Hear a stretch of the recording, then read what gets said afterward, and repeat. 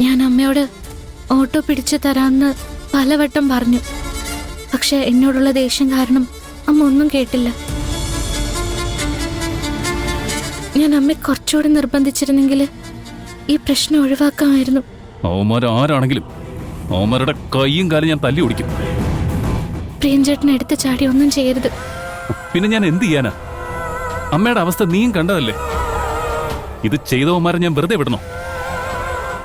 ഇപ്പൊ പ്രതികാരം ചെയ്യാൻ നടക്കല്ല ചേട്ടൻ ചെയ്യേണ്ടത്. അമ്മയുടെ കൂടെ നിന്ന് ഇവിടെ വേണ്ടതെല്ലാം ചെയ്യുകയാണ്. അമ്മയ്ക്ക് ഭേദമായതിനു ശേഷം ഇതിന് ഉത്തരവാദികളായവരെ നമുക്ക് കണ്ടുപിടിച്ച് ശിക്ഷിക്കാം. എന്താ ഇവിടെ ഒരു ബഹളം? Sorry doctor. അമ്മയ്ക്കിപ്പോ എങ്ങനെയുണ്ട്? ഞാൻ സ്കാൻ റിപ്പോർട്ട് നോക്കി. വീഴ്ചയിൽ പേഷ്യന്റിന്റെ തലയ്ക്ക് സാരമായ പരിക്കേറ്റിട്ടുണ്ട്. ഇന്റേണൽ ബ്ലീഡിംഗും ഉണ്ട്. അവർക്ക് ബോധം തിരിച്ചു കിട്ടാത്തത് കൊണ്ട് കുറച്ച് ക്രിട്ടിക്കലാ.